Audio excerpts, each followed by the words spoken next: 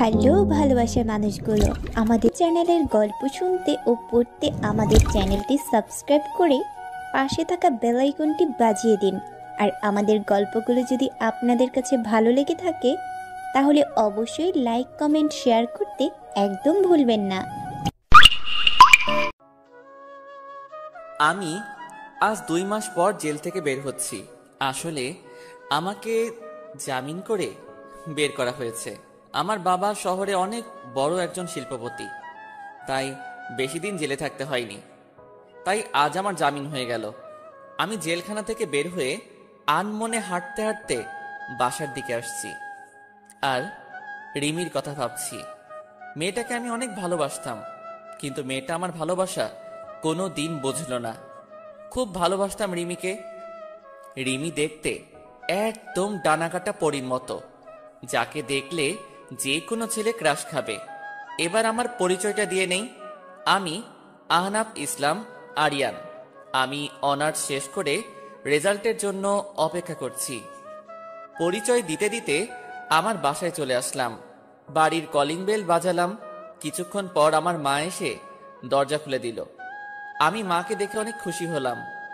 2 মাস পরে মাকে দেখলাম, কিন্তু মা আমাকে দেখে মুখটা মলিন করে কোনো কথা না বলে ভিতরে ঢুকে গেল। আজ আমার একটা অন্যায়ের জন্য মা আমার সাথে কথা বলল না। খুব খারাপ লাগছে। মা আমার সাথে কথা না বলে মুখে এক রাশ বিরক্ত নিয়ে চলে গেল আমার সামনে থেকে। আমি মার পিছু নিলাম। আমি আমার মাকে ডাকলাম, কিন্তু মা কোনো কথা বলছে না। এবার আমি দৌড়িয়ে মায়ের সামনে গেলাম। মা, কি হলো? আমার সাথে কথা বলছো না কেন? আমি তো রাগের মাথায় একটা ভুল করেছি, তাই বলে আমাকে এভাবে শাস্তি দেবে?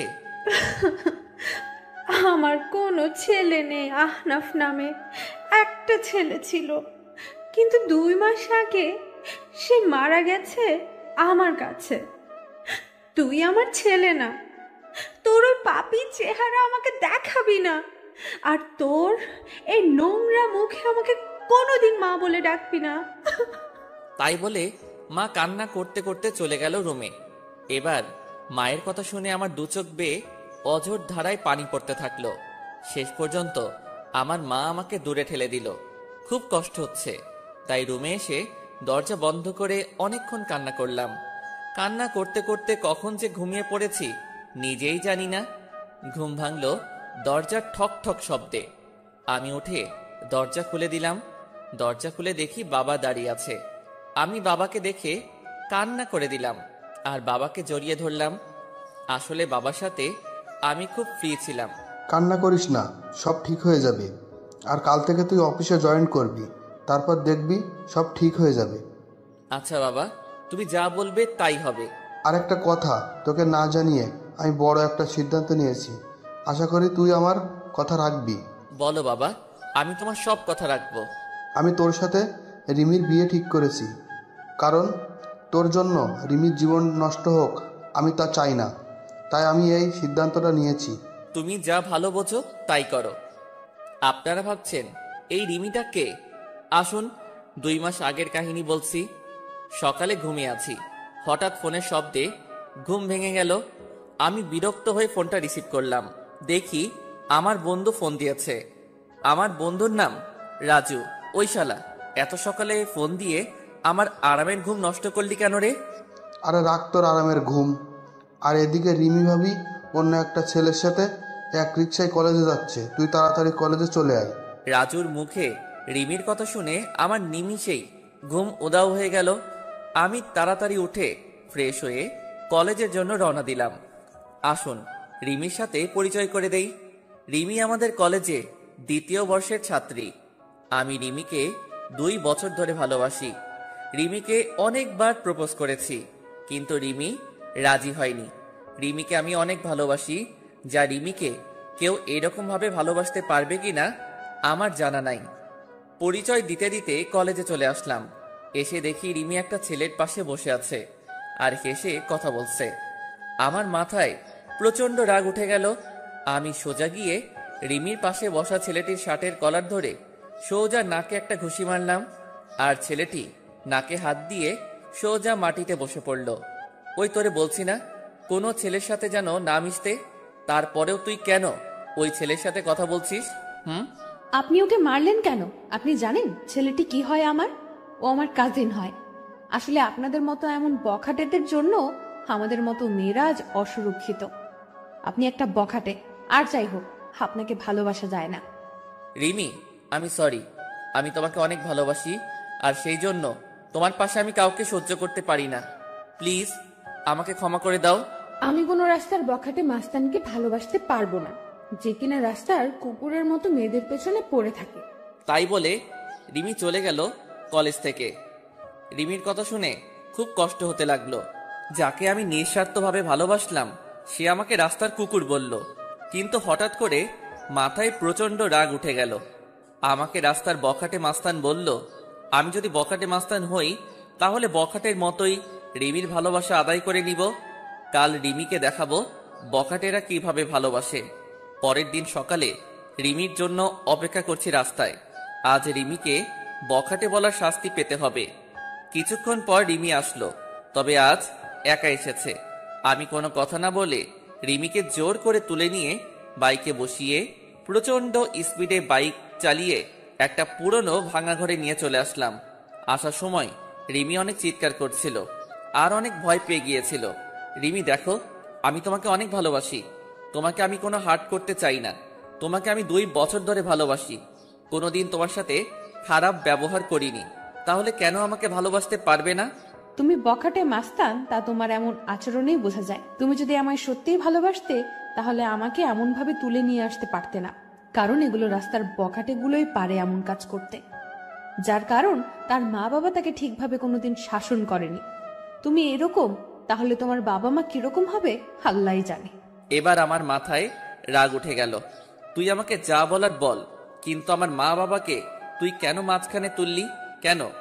আমি এবার রিমিকে শরীরের সব শক্তি দিয়ে রিমিকে একটা চড় মারলাম, আর রিমি পাশে পড়ে গেল। আমি তখন রিমির কাছে গিয়ে রিমির শরীর থেকে ওড়না ছুঁড়ে ফেলে দিয়ে রিমির উপর শারীরিক অত্যাচার করলাম। আমাদের ভাষায় যাকে বলে ধর্ষণ। হ্যাঁ, আমি রিমিকে ধর্ষণ করেছি। আমাকে বখাটে বলে, মাস্তান বলে, আমার মা বাবাকে গালি দেয়। রিমি আমাকে আটকানোর অনেক চেষ্টা করেছিল, কিন্তু পারেনি। আমার শক্তির সাথে রিমি আমার পা পর্যন্ত ধরেছিল, কিন্তু আমার সেই সময় মাথায় প্রচন্ড রাগ উঠেছিল। রিমি একভাবে কান্না করেই যাচ্ছে। কিছুক্ষণ পর সেখানে কিছু মানুষ আসলো। হয়তো রিমির চিৎকার শুনে মানুষ চলে এসেছে। মানুষগুলো আমাকে একসময় মারতে লাগলো। তারপর আমার আর কিছু মনে নেই। যখন জ্ঞান ফিরে তখন আমি জেলখানায়। তারপর আমার বাবা আসলো। বাবা সব কাহিনী শুনতে চাইলো। বাবাকে আমি সব খুলে বললাম। বাবা বলল, তুই চিন্তা করিস না, আমি তোকে যত তাড়াতাড়ি সম্ভব জামিন করিয়ে নিয়ে যাব। আমি জেলে থাকতে রিমিডার কোনো খোঁজ খবর পাইনি। এমনকি আমার মা আমাকে দেখতে আসেনি। বাবা মাঝে মাঝে আসতো আমাকে দেখতে, আর তার 2 মাস পর জামিন হয়ে যায়। আর তার পরের কাহিনী সব আপনারা তো জানেন। পরের দিন ঘুম থেকে উঠে ফ্রেশ হয়ে গুছিয়ে অফিসে যাওয়ার প্রস্তুতি নিচ্ছি। সবকিছু গুছিয়ে নিচে এসে দেখি মা বাবা সবাই একসাথে নাস্তা করছে। আমি যেই নাস্তা করার জন্য টেবিলে বলতে যাব, তখনই আমার মা নাস্তা রেখে উঠে চলে গেল। নিজের প্রতি খুব খারাপ লাগছে। আমার জন্য মা নাস্তা না করে উঠে চলে গেল। মা আমার সাথে কথা বলা বন্ধ করে দিয়েছে। তারপর আমিও নাস্তা না করে বাবার সাথে অফিসে চলে গেলাম। অফিসে এসে সবার সাথে পরিচয় হয়ে নিলাম। দিনটা খুব ভালো কাটলো। হঠাৎ করে বাবা আমার ডেস্কে আসলো। আগামী শুক্রবার তোর বিয়ের প্রস্তুতি নিয়ে রাখছি। দেখতে দেখতে শুক্রবার চলে আসলো। কোনো আয়োজন বাদেই বিয়ে হয়ে গেল। শুধু 2 পরিবারের মানুষ ছিল, আর কেউ ছিল না। আমি এখন বাসর ঘরের সামনে দাঁড়িয়ে আর ভাবছি রিমির সামনে কোন মুখ নিয়ে যাব। রিমি কোনোদিন মেনে নিতে পারবে আমাকে? তারপর 3 টাকার সাহসে নিয়ে রুমে ঢুকে পড়লাম, কারণ রিমিকে বিয়ে করার ব্যাপারে কোনো আপত্তি ছিল না, কারণ রিমিকে আমি ভালোবাসতাম। আর আমার রাগের কারণে রিমির জীবনটা নষ্ট হয়ে গেল। রুমে ঢুকে দেখি রিমি বসে বসে কান্না করছে। আমি রিমির পাশে বসতে যাব, তখনই রিমি আমাকে এক ঝাটকায় সরিয়ে দিয়ে বলল, তুই আমার পাশে আসবি না। তোর জন্য আমার জীবন নষ্ট হয়ে গেছে, তোর জন্য আমার বাবা মার সম্মান নষ্ট হয়ে গেছে। তোকে আমি কোনোদিন ক্ষমা করব না, আর তোকে স্বামী হিসেবে কোনোদিন মানবো না। তুই কোনোদিন আমার কাছে স্বামীর অধিকার দেখাতে আসবি না। রিমি, আমি তোমাকে এর আগেও ভালোবাসতাম আর এর পরেও ভালোবাসবো। সেদিন রাগের মাথায় ওসব কাজ করেছি। প্লিজ আমাকে ক্ষমা করে দাও। আমার ঘুম আসতেছে, আমি ঘুমাবো। আর রাস্তার বখাটে মাস্তানের সাথে আমি এক খাটে ঘুমাতে পারবো না। আর যদি আবার রাগ হয় তাহলে আবার আমাকে রাস্তার কুকুরের মতো ভোগ করো, সেটা তো তুমি খুব ভালো করেই পারবে। তাই বলে রিমি ঘুমিয়ে পড়ল আর আমি নিচে বিছানা পেতে ঘুমিয়ে পড়লাম। রিমি আমাকে কোনোদিন মেনে নেবে না সেটা আমি জানতাম, কিন্তু রিমি কেন বোঝে না যে আমি রিমিকে অনেক ভালোবাসি।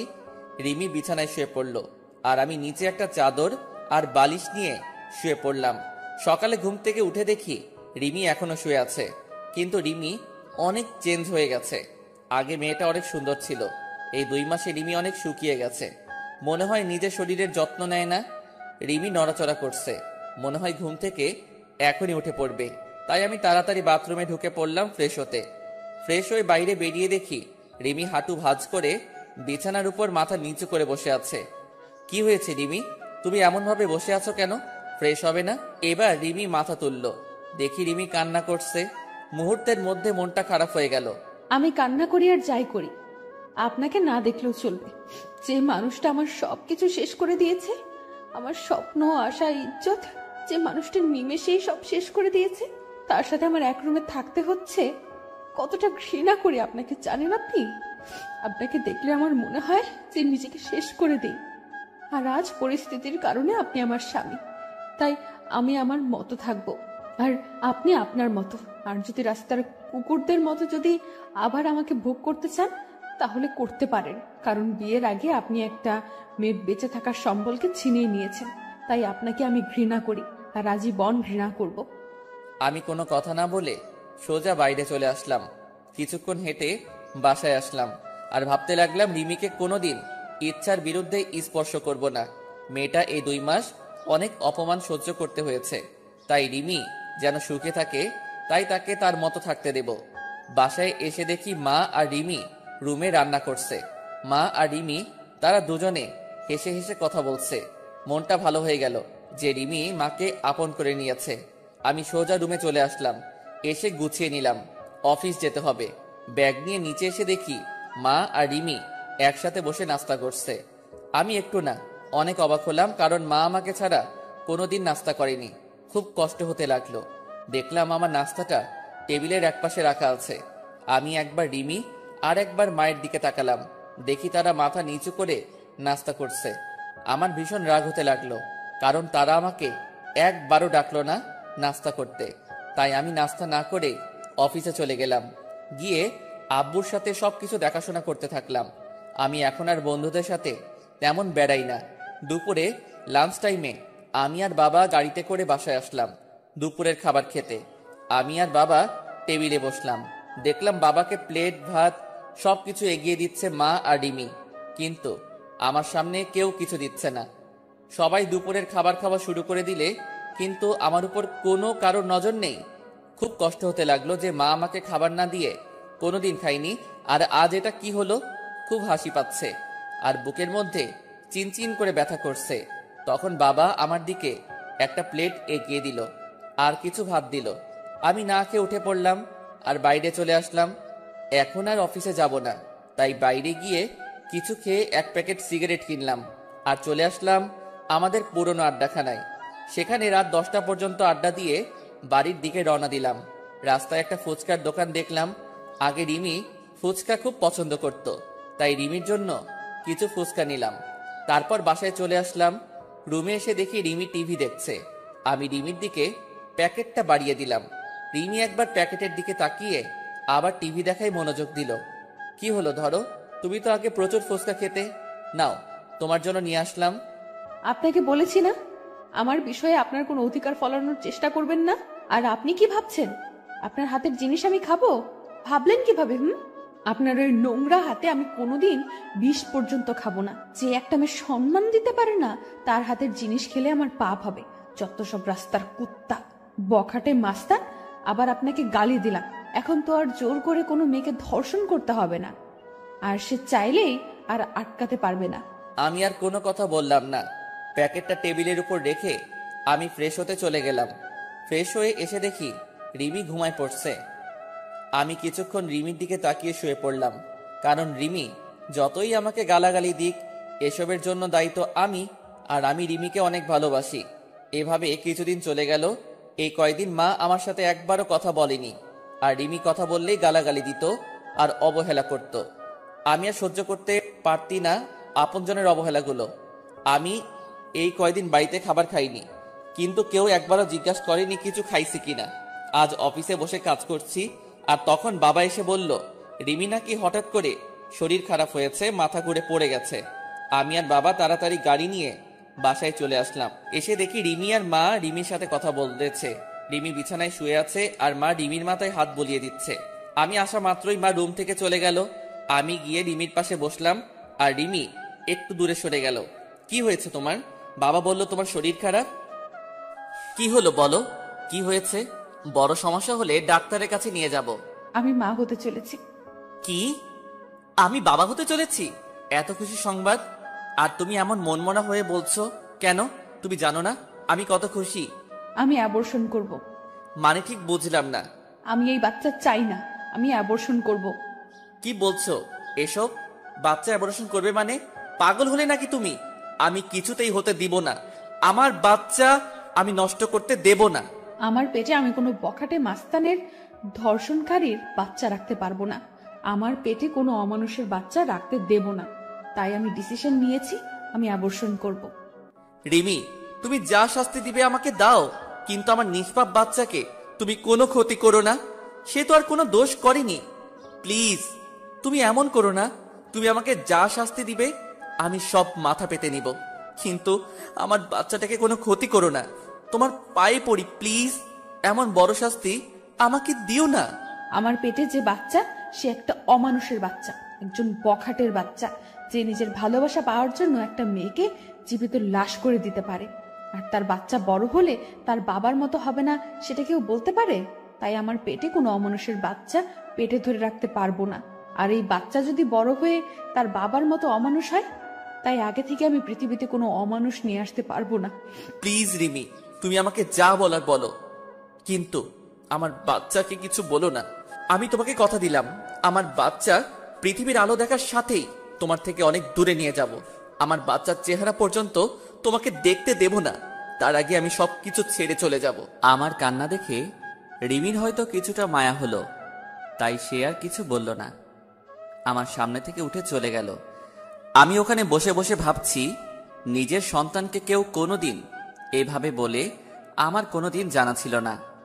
রিমির সাথে না হয় আমি একটা অন্যায় করেছি, কিন্তু সে তো আমার বউ হয়।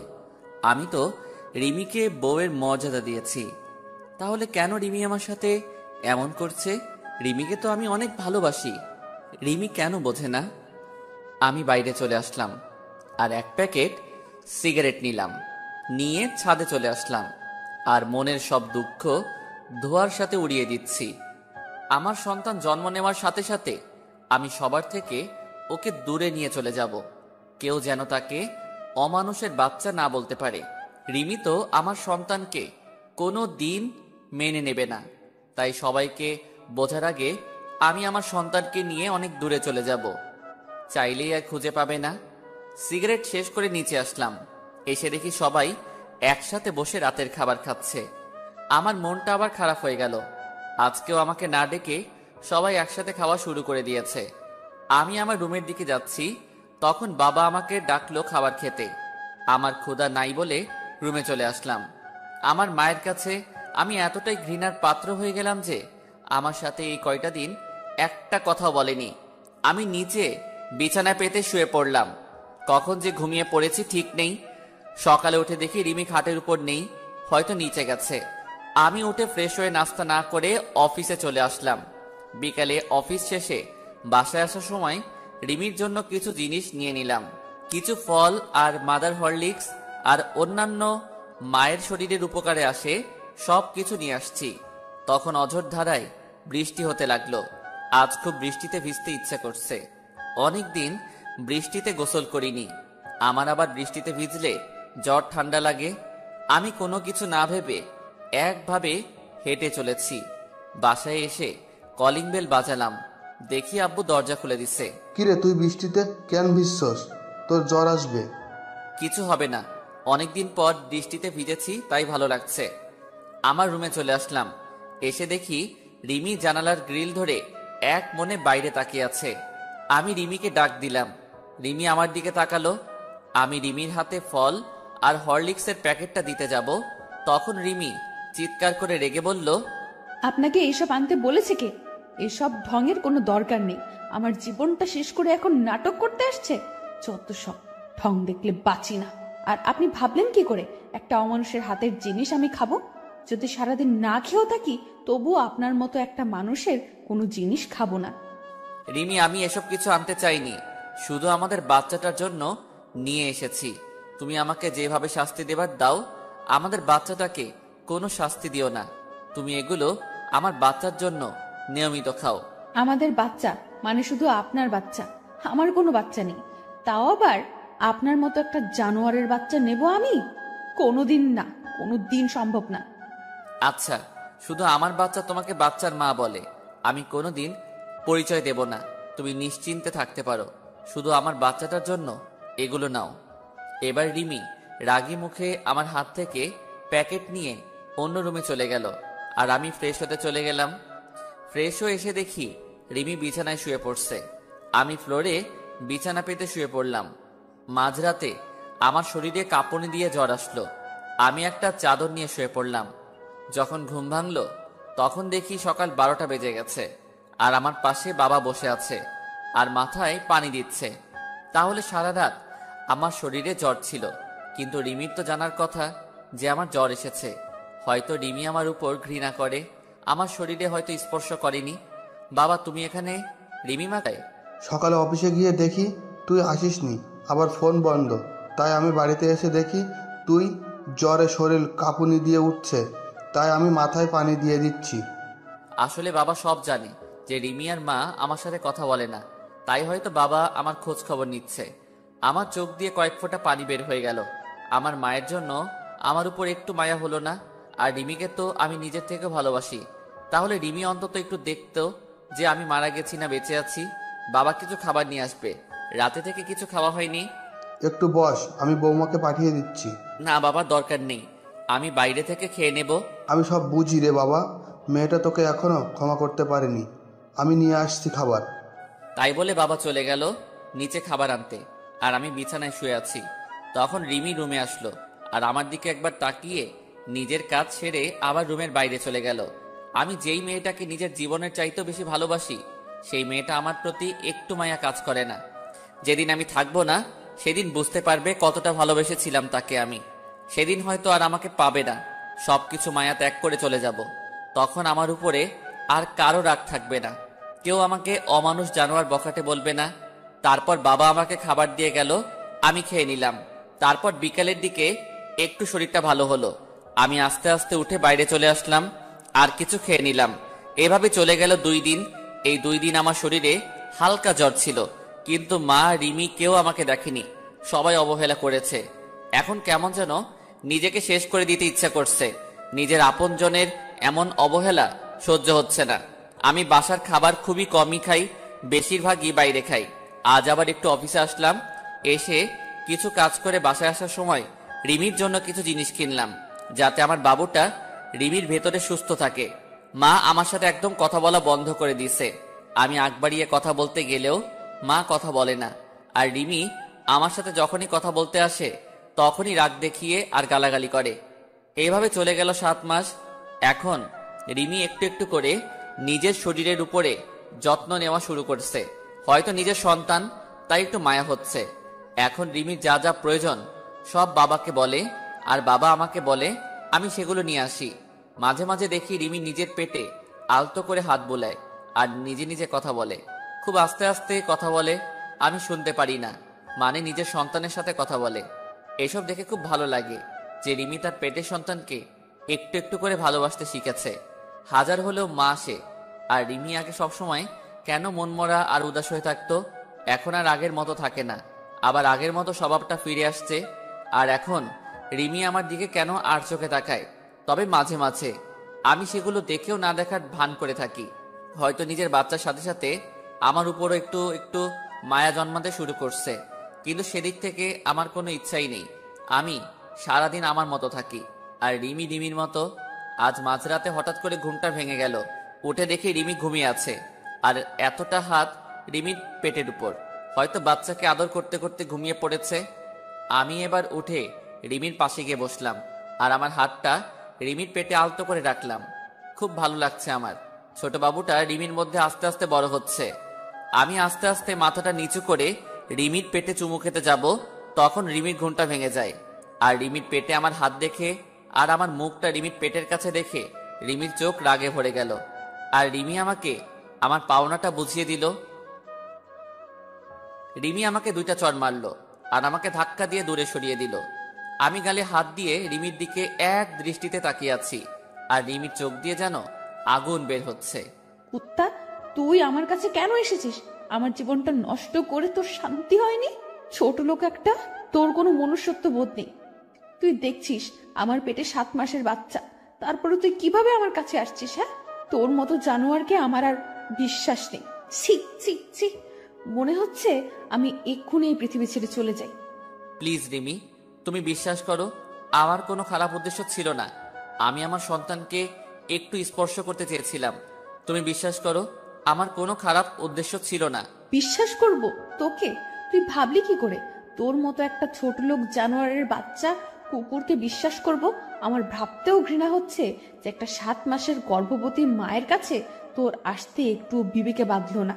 আজ থেকে তুই আর এই রুমে থাকতে পারবি না। তোকে আস্তে আস্তে মেনে নিতে চেয়েছিলাম, কিন্তু তুই কোনোদিন ভালো হবি না। আসলে রাস্তার কুকুর কোনোদিন ভালো হয় না। আমি আর কিছু না বলে বাইরে চলে আসলাম। এসে ছাদে চলে আসলাম। খুব কষ্ট হচ্ছে আমার। রিমি আবার আমাকে ভুল বুঝলো। আমি তো আমার সন্তানকে একটু স্পর্শ করতে চেয়েছিলাম, আর রিমি আমাকে থাপ্পড় মারলো। নিজের অজান্তেই চোখ দিয়ে 2 ফোঁটা নোনা পানি বের হলো। আজকে নিজেকে শেষ করে দিতে ইচ্ছা হচ্ছে, কিন্তু আমাকে বেঁচে থাকতে হবে। আমার সন্তানের জন্য আমাকে বেঁচে থাকতে হবে, নইলে আমার মতো আমার সন্তানও এমন অবহেলা পাবে। আর নিজের আপনজনের কাছ থেকে এমন অবহেলা পেলে সে নিজেও ঠিক থাকতে পারবে না। তাই আমি আমার সন্তানকে নিয়ে এই পরিবার, এই শহর থেকে অনেক দূরে চলে যাব। চাইলেও কেউ আর খুঁজে পাবে না। সারা রাত এভাবে ছাদে কাটিয়ে দিলাম। রিমির কথা ভাবতে ভাবতে কখন যে সকাল হয়ে গেছে ঠিক খেয়াল করিনি। সকালে নিচে চলে আসলাম। এসে সোজা মায়ের রুমে চলে গেলাম। দেখি মা বসে আছে। আমি মায়ের কাছে গিয়ে মায়ের সামনে হাঁটু গেড়ে বসে পড়লাম। মা, কেন তুমি আমার সাথে এমন ব্যবহার করছো? কেন এমন অবহেলা করছো? তুমি তো জানো আমি অবহেলা একদম সহ্য করতে পারি না। সেদিন রিমি তোমাদের নামে অনেক খারাপ ভাষায় গালাগালি করছিল, তাই আমি রাগের মাথায় রিমির সাথে এমন ব্যবহার করি। চাইলে তুমি আমাকে মারতে পারো, আর যদি না শাস্তি দাও তাহলে তুমি একবার বলো যে এই বাড়ি থেকে চলে যেতে। আমি সবকিছু ছেড়ে চলে যাব, আর কোনোদিন তোমার এই শয়তান ছেলের মুখ দেখতে দেব না। তোর সাথে আমার কোনো কথা নেই। আমি আগেই বলেছি, আমার ছেলে সেদিনই মারা গেছে। আমার কাছে যেদিন সে ওরকম একটা নোংরা কাজ করেছিল, আর আমি কারো মা না, আমার কোনো ছেলে নেই। তুই যেখানে পারিস সেখানে চলে যা, আমার কিচ্ছু যায় আসে না। ঠিক আছে মা, আমি আর কোনোদিন তোমাকে মা বলে ডাকবো না। আমি চলে যাব, সবাইকে ছেড়ে চলে যাব। তখন এই শয়তানটার চেহারা তোমাকে আর দেখতে হবে না, আর কোনো অমানুষ তোমাকে মা বলে ডাকবে না। আমি মায়ের রুম থেকে চলে আসলাম নিজের রুমে। রুমে ঢুকে দেখি রিমি বাথরুমে ফ্রেশ হচ্ছে। আমি তাড়াতাড়ি গুছিয়ে নিলাম অফিস যাওয়ার জন্য, যাতে রিমির ফ্রেশ হওয়ার আগে আমি অফিসে চলে যেতে পারি। রিমির বাথরুম থেকে বের হবার আগে আমি অফিসে চলে আসলাম। বাইরে থেকে কিছু নাস্তা করে অফিসে প্রবেশ করলাম। সারাদিন অফিস করে বিকালে যখন ছুটি হলো, তখন ভাবলাম এখন বাসায় গেলে রিমি মা হয়তো আমাকে দেখে আবার বিরক্ত হতে পারে। তাই একটু পার্কে বসে বন্ধুদের সাথে আড্ডা দিয়ে রাত 12টার সময় বাসায় আসলাম। বাসায় এসে অন্য রুমে ঘুমাতে চলে গেলাম। আজ আর নিজের রুমে ঘুমাতে যাইনি, কারণ রিমি আমাকে দেখলে আবার রাগ করবে। আবার মাঝরাতে আমি কিছু করব ভেবে সারা রাত জেগে থাকতে পারে, আর সারা রাত জেগে থাকলে আমার বাচ্চাটার ক্ষতি হতে পারে। তাই আজ অন্য রুমে ঘুমিয়ে পড়লাম। এভাবে আরো 1 মাস চলে গেল। এই 1 মাসে আমি কারোর সাথে কথা বলিনি, মানে কেউ আমার সাথে কথা বলেনি। শুধু বাবা কথা বলতো আমার সাথে, আর কথা বলবে কিভাবে? আমার সাথে এখন কারো দেখা হয় না। খুব সকালে উঠে অফিস চলে যাই, আর ফিরি অনেক রাত করে। তাই কারোর সাথে দেখা হয় না। আর যদিও ভুল করে মা অথবা রিমির সামনে চলে আসে, তখন আমি মাথা নিচু করে চলে আসি। আর এই 1 মাস আমি কোনোদিন বাসার কোনো খাবার খাইনি। হয়তো আমার জন্য রান্না করা বন্ধ হয়ে গেছে। একদিন সকালে আমার ঘুম থেকে উঠতে দেরি হয়ে গেছে, তাই আজ আর সকালে বাসা থেকে বের হতে পারিনি। তাড়াতাড়ি ঘুম থেকে উঠে ফ্রেশ হয়ে অফিসে যাওয়ার জন্য তৈরি হয়ে যেই রুম থেকে বের হব, তখন দেখি রিমি আমার রুমের দরজার সামনে দাঁড়িয়ে আছে। আমি রিমির এক সাইড করে চলে আসতে যাব, তখন দেখি রিমি আমাকে কি বলতে চাইলো। আমি শুনেও না শোনার ভান করে চলে আসলাম। হয়তো বলতে চেয়েছিল যে কিছু ফল আর কিছু হেলদি খাবার কিনে আনার জন্য বলতে চাইছিল। তাছাড়া রিমি আমার সাথে কেন কথা বলবে? তাই আমি অফিসে চলে আসলাম। সারাদিন অফিস করে অফিস শেষে ফলের দোকানে গিয়ে অনেক ফল, মাদার হরলিক্স সব কিছু কিনলাম। কিনে বাবার কাছে গেলাম। বাবার কাছে ফলের প্যাকেটটা দিয়ে বললাম এইগুলো রিমিকে দিতে। বাবা কিছুক্ষণ আমার দিকে তাকিয়ে রইল। বাবা সব কিছু জানে যে মা আর রিমি আমার সাথে কথা বলে না, কিন্তু বাবা কিছু বলতে পারে না। দোষটা তো আমারই ছিল। তারপর অফিস শেষ করে রাত 11:30-এ বাসায় আসলাম। দেখি সব রুমেই লাইট অফ মনে হয়, সবাই ঘুমিয়ে পড়ছে। আমি আমার রুমে ঢুকে কাপড় চেঞ্জ করে ফ্রেশ হতে চলে গেলাম বাথরুমে। ফ্রেশ হয়ে এসে দেখি রিমি আমার রুমে খাটের উপর বসে আছে। আমি রিমিকে দেখে কিছুটা ভয় পেলাম। রিমি, তুমি এখানে? কোনো সমস্যা হয়েছে? সমস্যা হলে আমাকে ডাকতে পারতে, তুমি কষ্ট করে কেন এলে? রিমি ভাবছে আমি এতদিন শুধু শুধু মানুষটাকে খারাপ ভেবেছি, কত গালাগালি দিয়েছি, আর সেই মানুষটা আমার সাথে কোনোদিন খারাপ কথা বলেনি, এমনকি আমার উপর কোনোদিন রাগ পর্যন্ত করেনি। রিমি, কি ভাবছো তুমি?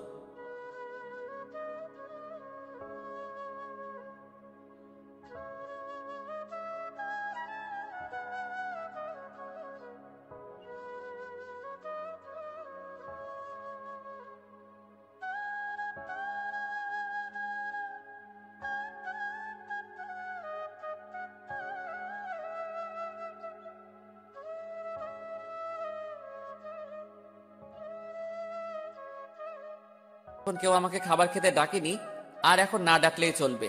তুমি যাও, ঘুমিয়ে পড়ো। বেশি রাত জাগলে আমার সন্তানের আবার ক্ষতি হতে পারে, আর আমি চাই না আমার জন্য আমার সন্তানের কোনো ক্ষতি হোক। আসলে সেদিন রাতে আপনাকে ওইভাবে দেখে খুব ভয় আর রাগ উঠে গিয়েছিল, তাই আপনার সাথে সেদিন খারাপ ব্যবহার করেছিলাম। এখন আর ওগুলো নিয়ে আমি আর ভাবি না, সবকিছু অভ্যাস হয়ে গেছে। এখন আর মন খারাপ হয় না। তাই বলে আমি চাদর টেনে শুয়ে পড়লাম, আর রিমি মুখটা মলিন করে চলে গেল। আর আমি ভাবতে থাকলাম রিমি এতদিন পরে আমার সাথে কথা বলল, খুব ভালো লাগছে। রিমি তাহলে আমাকে ফিল করতে শুরু করেছে। কিন্তু আগেরকার কথা মনে পড়তেই সবকিছু অন্ধকার হয়ে গেল। রিমির বলা সেই পুরনো কথাগুলো মনে পড়তেই আবার আমার মনটা বিষণ্ণতায় ছেয়ে গেল। আমি তো মাকে কথা দিয়েছি যে সবকিছু ছেড়ে অনেক দূরে চলে যাব, আর মা আমাকে তার ছেলে বলে মানে না। যখন আমি কার জন্য এখানে থাকবো? তাই সবকিছু মাথা থেকে ঝেড়ে ঘুমিয়ে পড়লাম। সকালে ঘুম থেকে উঠে ফ্রেশ হয়ে অফিসের জন্য রওনা হব, তখন আবার রিমি আমার রুমে আসলো। আমি সেদিকে কোনো খেয়াল না করে বললাম, এত সকালে ঘুম থেকে উঠছো কেন? যাও, যে শুয়ে পড়ো। আর কিছু লাগলে বলতে পারো, বাবার কাছে কিনে পাঠিয়ে দেব। না মানে আপনি প্রতিদিন খুব সকালে অফিসে চলে যান, তাই জানতে আসলাম সকালের নাস্তাটুকু করেন না। বাবা তো যাই সকালে 9টার সময়, তাহলে আপনি এত সকালে যাচ্ছেন কেন? আমি তোমাকে বলেছি না আমার খাবার খাওয়া নিয়ে কারো চিন্তা করতে? মানা করেছি না? এই 1 বছর যেভাবে খেয়ে আসছি ঠিক এভাবে সারা জীবন খাবার খেতে পারবো। আর এত সকালে অফিস যাই কেন সেটা তুমি ভালো করেই জানো। আমাকে আর বলার প্রয়োজন মনে করি না। তুমি তো বলেছিলে যে আপনার ওই চেহারা যেন আমাকে আর না দেখান, তাই যতটা সম্ভব চেষ্টা করি না দেখানোর। এবার দেখি রিমি মাথা নিচু করে বসে আছে। হয়তো এমন কথা রিমি আমার কাছ থেকে আশা করেনি। আমি আর এক মুহূর্ত না দাঁড়িয়ে চলে আসলাম বাইরে। নিচে এসে দেখি টেবিলে সব নাস্তা রাখা আছে, হয়তো রিমি আমার জন্য তৈরি করেছিল। আমি রেস্টুরেন্ট থেকে কিছু নাস্তা করে অফিসে প্রবেশ করলাম। অফিসে কাজ করতে করতে দুপুরের খাবার সময় হয়ে গেল। সবাই লাঞ্চ করতে চলে গেছে, এমনকি বাবাও চলে গেছে বাসায় লাঞ্চ করতে। আর আমি নিজের ডেস্কে বসে আছি। তখনই আমার ফোনটা বেজে উঠল। আমি রিসিভ করলাম। একটা আননোন নাম্বার থেকে ফোন এসেছে। কোনো কাজ নেই, তাই ফোনটা রিসিভ করলাম। হ্যালো, আসসালামু আলাইকুম। ওয়ালাইকুম আসসালাম। কে বলছেন আপনি? আমি রিমি বলছি। আপনি দুপুরে লাঞ্চ করতে বাসায় আসছেন না? আসলে রিমি আমাকে এই প্রথম ফোন দিল তো, তাই নাম্বার আর কণ্ঠ চিনতে পারিনি। আর তার থেকে বেশি অবাক হলাম যে রিমি আমাকে ফোন করে লাঞ্চ করার জন্য বলছে। আমি বাইরে থেকে লাঞ্চটা করে নিয়েছি, আর আমি লাঞ্চ করেছি কিনা করেছি তা কেউ না ভাবলে খুশি হতাম। এতদিন যখন কেউ কোনো খোঁজ খবর রাখিনি, তাই এখনো খোঁজ খবর না রাখলে আমি না খেয়ে মরবো না। মিথ্যা বললাম। তাই বলে আমি ফোনটা রেখে দিলাম আর ভাবতে থাকলাম, হঠাৎ করে রিমি এত চেঞ্জ হলো কিভাবে। বুঝলাম না, সকালে নাস্তা করেছে কিনা, দুপুরে লাঞ্চ করেছে কিনা, সব জানতে চাইছে। এর কারণটা কি হতে পারে? হয়তো আমার উপর হালকা করুণা করছে, কিন্তু আমি কারো উপর করুণা হতে চাই না। এতদিন কিভাবে ছিলাম তা একটা বারও কেউ খোঁজ খবর নেয়নি, তাই এতদিন খোঁজ নেওয়ার কোনো দরকার নেই। তারপর আমি উঠে গিয়ে বাইরে থেকে লাঞ্চ করে নিলাম। তারপর আবার অফিসের কাজে মনোযোগ দিলাম। অফিস শেষ হয়ে গেল, আমি বাইরে বের হয়ে আমার প্রতিদিনের কাজ করতে থাকলাম। মানে কিভাবে সময় অপচয় করে রাত 12টার সময় বাসায় যাওয়া যায়। রাত 9টা বাজে, আমি বন্ধুদের সাথে সিগারেট টানছি আর আড্ডা দিচ্ছি। সেই সময় আবার আমার ফোনটা বেজে উঠল। আমি ফোন হাতে নিয়ে দেখি রিমি ফোন দিছে। আমি কেটে দিলাম। এইভাবে বেশ কয়েকবার ফোন দেওয়ার পর আমি রিসিভ করলাম। হ্যালো, ফোন দিয়েছো কেন? আপনি বাসায় আসবেন না। দেরি আছে বাসায় যাওয়ার। না মানে আর কোনো কিছু বলতে না দিয়ে ফোন কেটে দিলাম। তারপর আবার আড্ডাতে মনোযোগ দিলাম। তারপর 11টার সময় বাসায় আসলাম। এসে কাপড় চেঞ্জ করে ফ্রেশ হতে চলে গেলাম। ফ্রেশ হয়ে এসে আমার রুমের বেলকনিতে দাঁড়িয়ে সিগারেট টানছি আর পুরানো কথা ভাবছি। আপনি সিগারেট কেন খাচ্ছেন? জানেন না এসব খেলে শরীর খারাপ হয়? আমি চমকে উঠলাম। পিছনে তাকিয়ে দেখি রিমি কথাগুলো বলল। আমি সিগারেট খেয়ে বেঁচে আছি, তাই সিগারেটের বিষয়ে আর কোনো কথা না বললে খুশি হব। প্লিজ ওইটা ফেলে দিন, কাশি হচ্ছে আমার আর কষ্ট হচ্ছে, প্লিজ ফেলে দিন। দেখলাম রিমি এক হাত পেটে দিয়ে কাশতে লাগলো। আমার বুকের মধ্যে কেমন অজানা এক ব্যথা অনুভব করলাম, কারণ রিমিকে যে আমি এখনো অনেক ভালোবাসি আর তার মধ্যে গড়ে উঠছে আমার বাবুটা। তাই সিগারেটটা ফেলে দিয়ে রিমির এক হাত ধরে বিছানার উপর বসালাম আর এক গ্লাস পানি এগিয়ে দিলাম। এত রাতে না ঘুমিয়ে এখানে কি করছো? আর আমার চেহারা দেখাতো। তোমার পাপ। তুমি আমার রুমে এসেছো, আমাকে দেখছো, কথা বলছো, তোমার পাপ হবে। তুমি চলে যাও আর হাতটা রুমে গিয়ে ডেটল দিয়ে ভালো করে পরিষ্কার করে নিবে, কারণ আমি তো একটা অমানুষ। আর একজন নোংরা মানুষ কাউকে স্পর্শ করলে তা ভালোভাবে ধুয়ে পরিষ্কার করে নিবে। রিমি আমার দিকে কেমন কান্না কান্না ভাবে তাকিয়ে আছে, মনে হয় এখনই কেঁদে দেবে। চোখে পানি জমা হচ্ছে। প্লিজ আমাকে ক্ষমা করে দিন, আপনার সাথে অনেক খারাপ ব্যবহার করেছি, অনেক অবহেলা করেছি, প্লিজ মাফ করে দিন। তুমি কেন মাপ চাইছো? তোমার কোনো দোষ নেই, সব দোষ তো আমার। কারণ আমি যে একটা জানোয়ার, রাস্তার কুকুর, অমানুষ, আর সবচেয়ে বড় অন্যায় করেছি তোমার জীবনটা নষ্ট করে। তুমি আমাকে মাফ করে দাও তোমার সুন্দর জীবনটা নষ্ট করার জন্য। হয়তো তুমি আমার থেকে ভালো কাউকে আশা করেছিলে, কিন্তু তোমার জীবনে আমার মতো এতটা অমানুষ আসবে এটা তুমি হয়তো আশা করনি। যা হবার হয়ে গেছে, তুমি এখন গিয়ে ঘুমিয়ে পড়ো। আর তোমার জীবন আগের মতো সুন্দর করে দেওয়ার দায়িত্ব আমার। তুমি আবার আগের মতো চলাফেরা করবে। শুধু আমার বাবুটা বাইরে আসতে দাও, তোমাকে চিরদিনের জন্য সুখী করে দেব। যাও, অনেক রাত হয়েছে, বেশি রাত জাগলে শরীরটা খারাপ করবে, তাই ঘুমিয়ে পড়ো। আমি রিমির দিকে তাকিয়ে দেখি রিমি কান্না করছে। হয়তো ওর আর বলার কিছু নেই, কারণ এই কথাগুলো রিমি একদিন আমাকে বলেছিল। তারপর আমি আর একটা সিগারেট ধরিয়ে বেলকুনিতে চলে আসলাম, আর রিমি কান্না করতে করতে চলে গেল নিজের রুমে। পরের দিন আবার একই সময়ে বের হয়ে গেলাম অফিসের জন্য।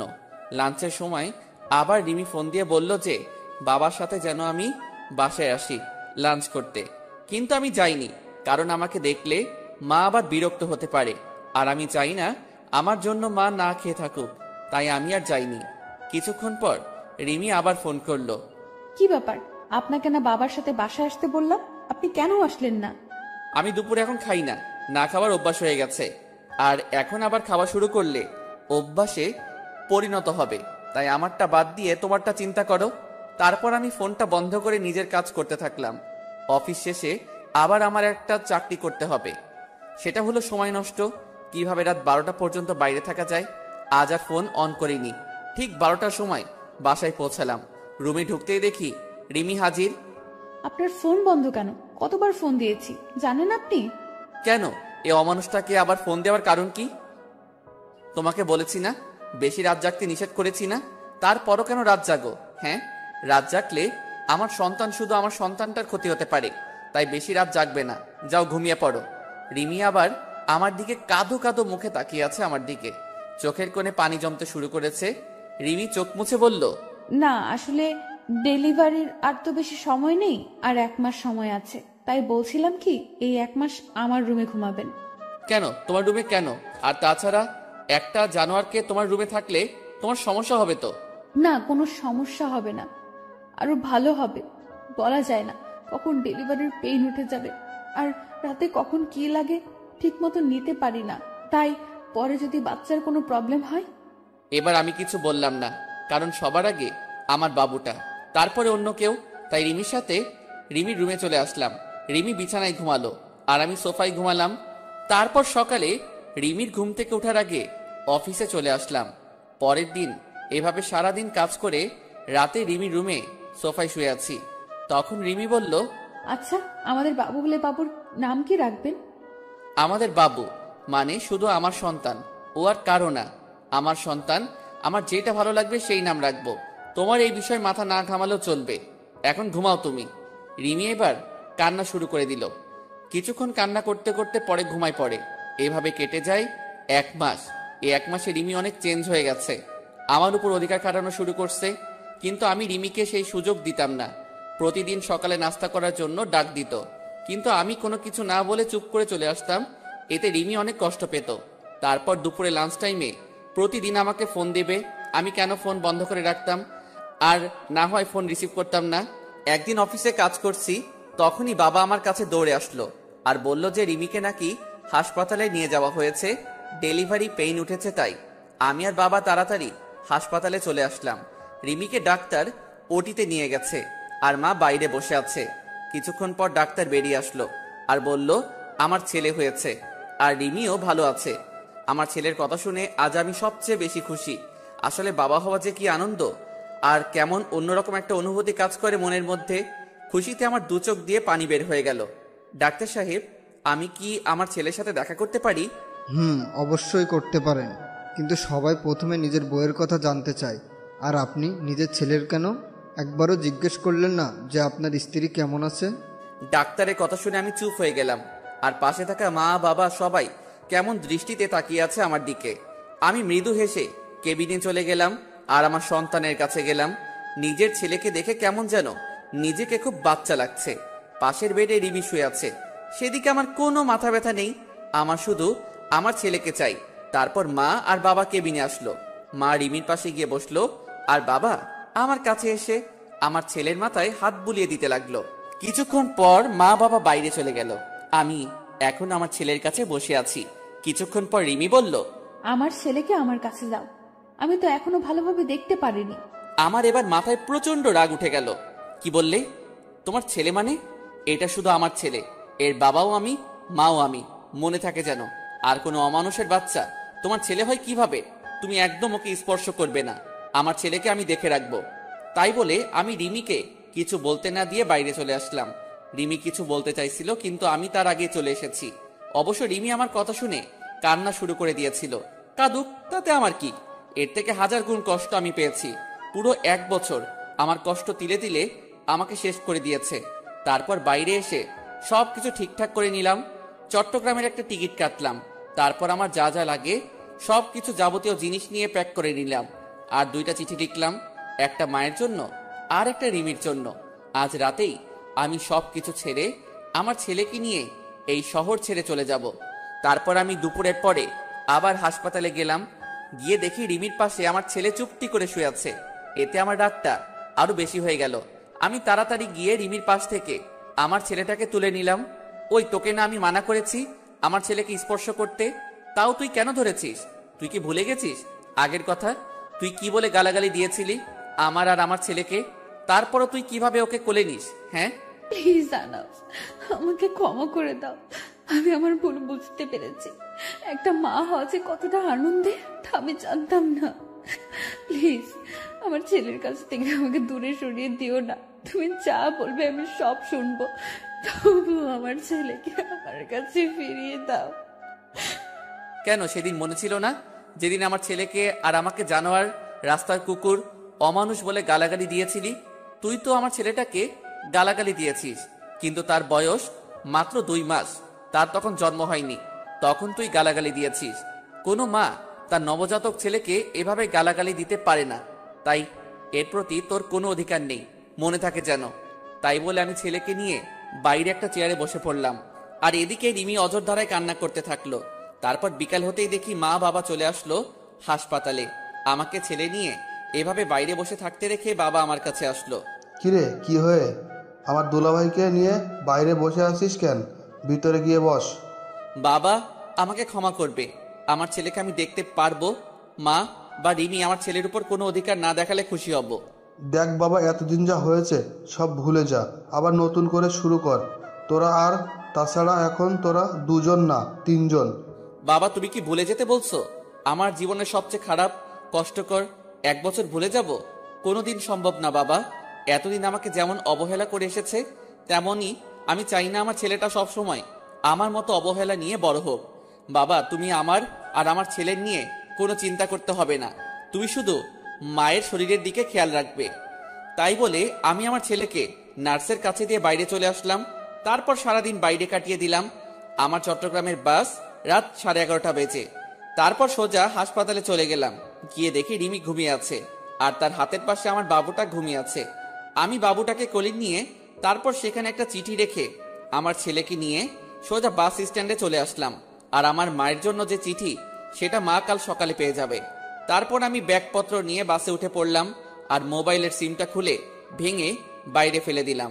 আজ সবাইকে ছেড়ে অনেক দূরে চলে যাচ্ছি, হয়তো কোনোদিন আর ফিরে আসা হবে না আমার প্রিয় শহর যশোরে। খুব কষ্ট হবে মা বাবাকে ছেড়ে, কিন্তু কি করব, আমার মা আমার সাথে 1 বছর কথা বলেনি, শুধু অবহেলা পেয়েছি। আর রিমিকে তো আমি ভালোবাসতাম, আমি চেয়েছিলাম সবকিছু ভুলে আবার নতুন করে রিমির সাথে সংসার শুরু করব, কিন্তু রিমি আমার নবজাতক বাচ্চাকে অবহেলা করছে। তার তো কোনো দোষ ছিল না, তাই আমি আর চাই না অবহেলা নিয়ে বেঁচে থাকতে। তাই অচেনা শহরে চলে আসলাম নতুন করে জীবন শুরু করতে। পরের দিন সকালে রিমি ঘুম থেকে উঠে দেখে তার ছেলে নেই, আর সেখানে একটা চিঠি রাখা আছে। এদিকে সকালে আহনাফের মায়ের কাছে একটা চিঠি পৌঁছাই দিল একটা অচেনা ছেলে।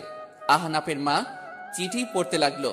মা, তুমি যখন আমার চিঠিটা পাবে তখন হয়তো আমি তোমাদের থেকে অনেক দূরে চলে এসেছি নতুন করে জীবন শুরু করতে। মা, আমি জানি তোমাদের ছেড়ে থাকতে খুব কষ্ট হবে, কিন্তু তাও আমাকে মানিয়ে নিতে হবে। আমি যে 1 বছর তোমাদের কাছ থেকে অবহেলা পেয়েছি, সেটা আমি সহ্য করতে পারতাম না মা জান। খুব কষ্ট হতো, মাঝে মাঝে মনে হতো এই পৃথিবী ছেড়ে চিরতরে চলে যায়। কিন্তু আমি আমার ছেলের জন্য নিজের ক্ষতি করিনি, কারণ আমার যদি কিছু হয়ে যেত তাহলে আমার মতো আমার ছেলেটাকে এমন অবহেলা নিয়ে বড় হতে হতো। আর আপনজন অবহেলা করলে কতটা কষ্ট হয় শুধু আমি জানি। তাই আমি তোমাদের ছেড়ে অনেক দূরে চলে যাচ্ছি। আমি তো তোমার কাছে সেই 1 বছর আগে মারা গেছি, তাই আর তোমাদের ছেলে বলে পরিচয় দিতে হবে না। আর আমার এই পাপী নোংরা চেহারা তোমাকে আর দেখতে হবে না। তাই আমি আমার ছেলেকে নিয়ে অনেক দূরে চলে যাচ্ছি মা, যেখানে কোনো অবহেলা নেই। যদি কোনোদিন ভুল করে থাকি তাহলে ক্ষমা করে দিও মা। ইতি, তোমার অবহেলার পাও। আহনাফের মা চিঠিটা পড়া মাত্রই কান্না শুরু করে দিল, আর তাড়াতাড়ি উঠে হাসপাতালে যেতে লাগলো। এদিকে হাসপাতালে আহনাফের দেওয়ার চিঠি পড়তে থাকলো। রিমি, তুমি হয়তো জানো না, তোমাকে আগে 2 বছর যেভাবে ভালোবাসতাম ঠিক সেইভাবে এখনো ভালোবাসি, কিন্তু আমার ভালোবাসা তুমি বুঝলে না। মনে করেছিলাম জেল থেকে বের হয়ে আবার তোমাকে বিয়ে করে 2 জন সুখী থাকবো, কিন্তু বিয়ে হলেও আমরা সুখী হতে পারলাম না। তুমি যদি চাইতে তাহলে আমাদের সংসারটা আজ অন্যরকম হতো, কিন্তু তুমি চাওনি, কারণ আমি যে একটা অমানুষ জানোয়ার, তাই না? তুমি তো একদিন বলেছিলে আমার গর্ভে কোনো অমানুষের বাচ্চা ধারণ করতে পারবো না, কিন্তু আমি তোমার প্রতি কৃতজ্ঞ যে আমার ছেলেটাকে তোমার গর্ভে ধারণ করার জন্য। আর তুমি যেদিন আমাকে ভুল বুঝে থাপ্পড় মেরেছিলে সেদিন জানো কতটা কষ্ট পেয়েছিলাম। আর তুমি কি বলেছিলে, আমাকে ক্ষমা করে দাও। আমি সেদিন রাগের মাথায় উল্টাপাল্টা বলে ফেলেছি। রিমি, তুমি কি জানো মানুষ রাগের মাথায় সবসময় সত্যি কথা বলে, আর তাই সেদিন তুমি যা বলছো হয়তো সব সত্যি। আর আমি তোমার জীবন নষ্ট করেছিলাম, আর সেই জীবন থেকে আমি চিরদিনের জন্য আমার ছেলেকে নিয়ে চলে যাচ্ছি।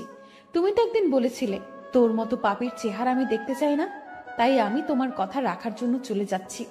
আর আমার ছেলেকে আর কোনোদিন অমানুষ বলে গালাগালি করো না।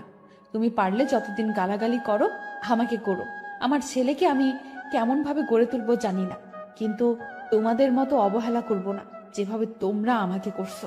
তাই আমি চিরদিনের জন্য তোমাদের ছেড়ে চলে যাচ্ছি কোনো এক অজানা শহরে। যদি পারো আমাকে ক্ষমা করে দিও, হিতি একটা অমানুষ। রিমি আহনাফের চিঠি পেয়ে পাগলের মতো কান্না করতে থাকলো, আর আহনাফ বলে চিৎকার করতে থাকলো। তখনই আহনাফের মা আসলো রুমে, আর রিমি আহনাফের মাকে জড়িয়ে ধরে চিৎকার করে কান্না করতে থাকলো, আর বারবার আহনাফ ফিরিয়ে আসো, আমার ছেলেকে ফিরিয়ে দাও বলে চিৎকার করে কান্না করতে থাকলো। আর এদিকে আহনাফ তার ছোট ছেলেকে নিয়ে এক অচেনা শহরে চলে আসলো। কাউকে চিনে না, কোথায় থাকবে আহনাফ নিজেই জানে না। পরের দিন আমি আমার ছেলেকে নিয়ে একটা চায়ের দোকানে বসে আছি। আমি হালকা নাস্তা করে আমার ছেলের জন্য দুধ কিনে তাকে কষ্ট করে খাওয়ালাম। অনেক হয়েছে, এবার আমার ছেলের একটা নাম রাখতে হবে, তাই আমার ছেলের নাম আব্দুল্লাহ আল সামি রাখলাম, কিন্তু আমি তাকে সামি বলেই ডাকবো, আপনারাও ডাকতে পারেন সামি বলে। তারপর দোকানে আর কিছুক্ষণ বসে থাকার পরে হঠাৎ করে দোকানদার বলল, কি ব্যাপার, আপনি এতটুকু বাচ্চা নিয়ে এভাবে ঘুরে বেড়াচ্ছেন কেন? আর বাচ্চার মা কোথায়? আসলে আমি এই শহরে নতুন, তাই কাউকে চিনি না, আর থাকার একটা জায়গাও নেই, আর বাচ্চার মা নেই, আমি তার মা বাবা। তারপর দোকানদার কি যেন ভেবে বলল, আপনি চাইলে আমার বাড়ির পাশের একটা ছোট বাড়ি আছে, আপনাদের দুজনের থাকার জন্য বেশ ভালো জায়গা। আমি দোকানদারের কথা শুনে বেশ খুশি হলাম। আমি আর কিছু না ভেবে তার কথায় রাজি হয়ে গেলাম। তারপর তিনি আমাকে বাসাটা দেখিয়ে দিয়ে চলে গেল আর বলল, আমার বাড়িটা পাশেই, আমি আমার মেয়েকে বলে যাচ্ছি আপনার যা যা লাগবে সব কিছু যেন সে দেখে নেয়, আর কোনো সমস্যা হলে আমার মেয়েকে বলবেন। দোকানদার তাই বলে চলে গেল, আর আমি ঘরটা একটু দেখে নিয়ে কাজ শুরু করে দিলাম, মানে ঘর গোছানোর কাজ। কিছুক্ষণ পর দেখি একটা মেয়ে আসলো রুমে। ও, আপনি তাহলে তিনি যার কথা বাবা বলে গেল? তার মানে ইনি দোকানদারের মেয়ে হবে হয়তো। দেখতে মাশাআল্লাহ বেশ সুন্দর, তবে গরিব বলে বেশি সাধারণভাবে চলাফেরা করে, তাই সৌন্দর্যটা বেশি ফুটে উঠছে না। জি, আমি এই ঘর ভাড়া নিয়েছি, আসলে এখানে কাউকে চিনি না তো, তাই আপনাকে আসতে হলো। আপনি একটু দেখিয়ে দিলেই চলবে। আরে আপনি কোনো চিন্তা করবেন না, আপনার যা যা দরকার বলবেন, আমি দেখিয়ে দেব। আর আমাকে আপনি করে না বলে নাম ধরে ডাকলে খুশি হব। আমার নাম তনিমা, তনিমা বললে খুশি হব। ও আচ্ছা, নাম ধরেই ডাকবো। তখনই স্বামী কেঁদে উঠল, আর তনিমা বলল, এখানে একটা বাচ্চা কান্না করছে কোথায়? আমি তাড়াতাড়ি গিয়ে স্বামীকে কোলে তুলে নিলাম, কিন্তু কান্না থামার কোনো নাম গন্ধই নেই। এই বাচ্চাটা কার? কার বাচ্চা চুরি করে নিয়ে আসছেন? বলেন কার বাচ্চা, নইলে আমি কিন্তু লোকজন ডাকবো আর বলবো আপনি একটা বাচ্চা পাচারকারী। আমি বাচ্চা চুরি করতে যাব কেন? এটা আমার ছেলে, আমি ওর বাবা, আর আমি কোনো বাচ্চা পাচারকারী না, বুঝলেন? তাহলে বাচ্চার মা কোথায়? বাচ্চার মাকে তো দেখতে পাচ্ছি না। আমার ছেলের মা নেই, সে আমার ছেলেটাকে জন্ম দিতে গিয়ে মারা গেছে। এখন থেকে আমি ওর মা বাবা। ও, তা আগে বলবেন তো। আর বাচ্চা কেউ এইভাবে কোলে নেয়? দেন আমার কাছে, দেন। তাই বলে তনিমা আমার কাছ থেকে বাচ্চাটা নিজের কাছে নিয়ে নিল, আর স্বামীর কান্না থেমে গেল। আসলে বাচ্চারা মাতৃ করে বেশি মানায়। আচ্ছা, আপনি ঘরটা গোছান, আমি আপনার ছেলেকে দেখছি। তাই বলে তনিমা স্বামীকে নিয়ে বাইরে চলে গেল, আর আমি ঘরটা গোছানো শুরু করলাম। ঘর গোছানো শেষে আমি বাইরে গিয়ে দেখি স্বামী তনিমার কোলে আরামে ঘুমিয়ে আছে। দেখে খুব ভালো লাগলো, কারণ সারাটা দিন বাসের মধ্যে ভালোভাবে ঘুমাতে পারিনি। দেন স্বামীকে আমার কাছে দেন, রুমে শুয়ে দিয়ে আসি। আপনার কাছে দিলে আবার ঘুম ভেঙে যাবে, আমি নিয়ে যাচ্ছি, চলেন। তারপর তনিমা স্বামীকে বিছানায় রেখে চলে আসবে, তখন বলল, আচ্ছা, আপনার নামটাই তো জানা হলো না। আমার নাম আহনাফ হাসান, আমাকে আহনাফ বলে ডাকলেই হবে। ও আচ্ছা, দুপুরে আমাদের বাসায় খাবেন, বাবা বলে গেছে যেন দুপুরে খাবার যেন আমাদের বাসায় খাই। আমি শুধু মাথা নাড়িয়ে ইশারা করে হ্যাঁ বললাম। তারপর আমি নিজের ঘরে চলে আসলাম, আর কিছু টুকটাক কাজ করে নিলাম। আসার সময় কিছু টাকা নিয়ে এসেছিলাম, এখন আপাতত এই টাকা দিয়ে চলতে হবে, আর কিছুদিনের মধ্যে একটা চাকরি জোগাড় করতে হবে। কিন্তু আমি চাকরি করতে গেলে স্বামীকে কে দেখবে?